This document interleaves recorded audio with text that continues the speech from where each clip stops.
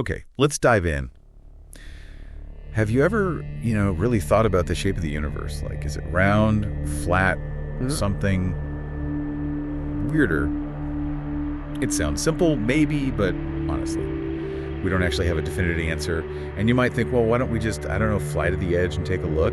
But here's the thing, the real mind bender, there is no edge, no outside. Yeah. The universe isn't sitting in something else. It just is. It's everything, everywhere. Exactly. And even if you had a spaceship that could travel at the speed of light, you still couldn't reach some kind of boundary from the Big Bang. Why not? Would you eventually catch up to the oldest light?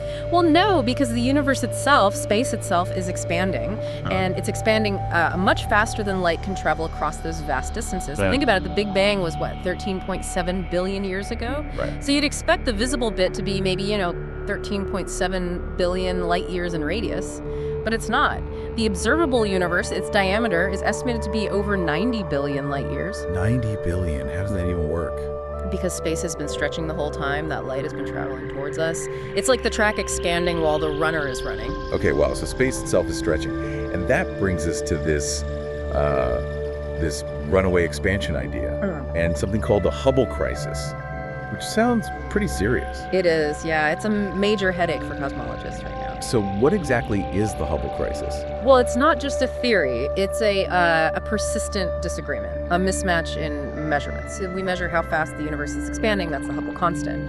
When we look way back at the early universe, using data from the cosmic microwave background radiation, that afterglow of the Big Bang. Okay, the CMB, got it. Right. Using our standard model of cosmology, lambda CDM, we get a value around, say, 67 or 68 kilometers per second per megaparsec. Kilometers per second per megaparsec. That's the unit for expansion speed. Yep.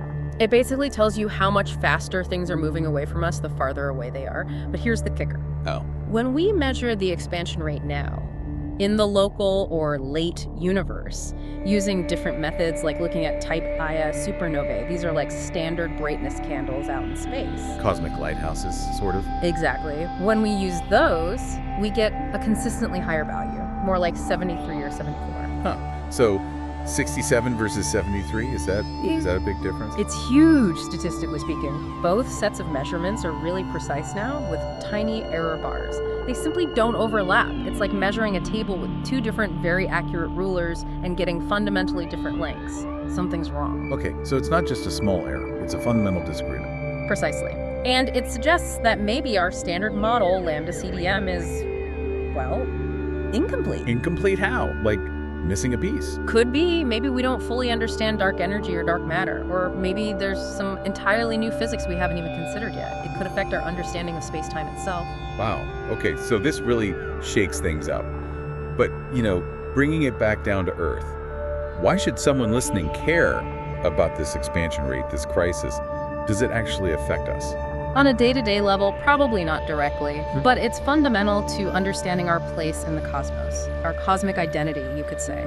If our basic model of the universe is wrong, or at least incomplete, then our whole picture of cosmic history and its future is potentially flawed. Right. It changes the story of everything. It does. It forces us to ask really big questions. Like what? What's the big takeaway here? Well, think about this. Are we just passengers in a universe that's expanding in a way we can't quite grasp, maybe heading towards a vastly different future than we predict? Or is this discrepancy pointing towards something totally new? Some physics beyond our current understanding just waiting to be discovered? Yeah, that's definitely something to think about. New physics, maybe? It's what makes cosmology so exciting. Right. Yeah. There are still huge mysteries out there.